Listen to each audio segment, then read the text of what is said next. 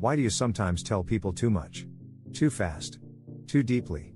And only later realize you exposed parts of yourself that were never safe to share? Why does it feel like connection in the moment, but regret afterwards?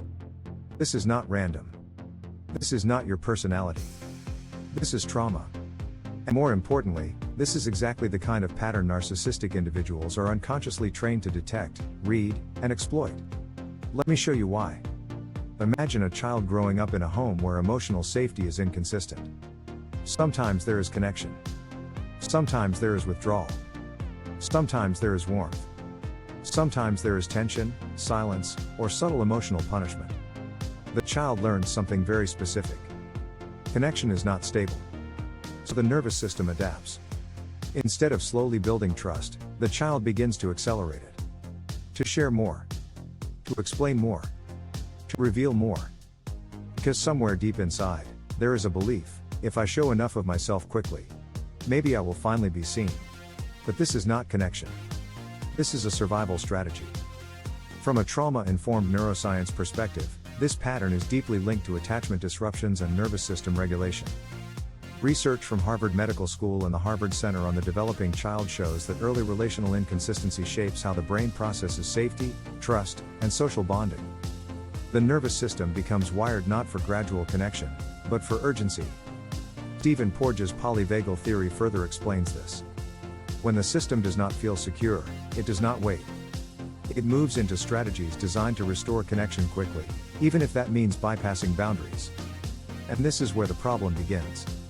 Because narcissistic individuals are highly attuned to emotional exposure. Not empathy, attunement. They scan for openings.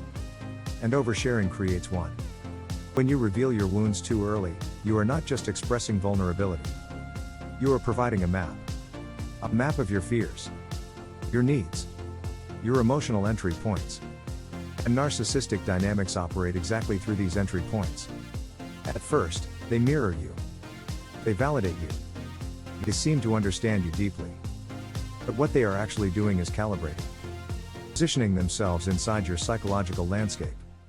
And this is why so many people later say, I told them everything. And they used it against me. Because they did. Not necessarily consciously. But structurally, psychologically, inevitably.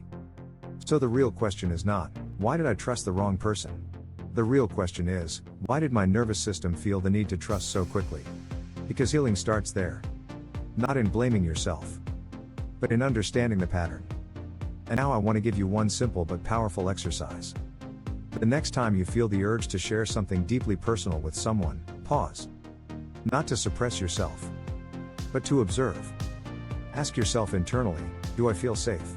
Or do I feel the need to create safety? There is a difference. Safety is calm. Urgency is activation. If you feel urgency, slow down. Stay with yourself. Let the connection build in time, not in intensity. This is how you begin to retrain your nervous system. Not by closing yourself off, but by learning that you no longer need to expose yourself to be accepted. Because real connection is not built through exposure. It is built through consistency. And this is the shift. From survival to self. From urgency to regulation.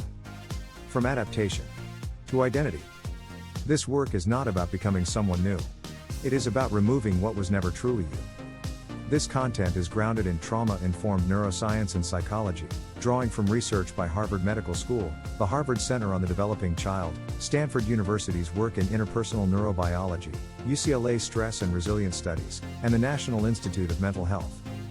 These frameworks consistently show that relational trauma is not just psychological, it is physiological.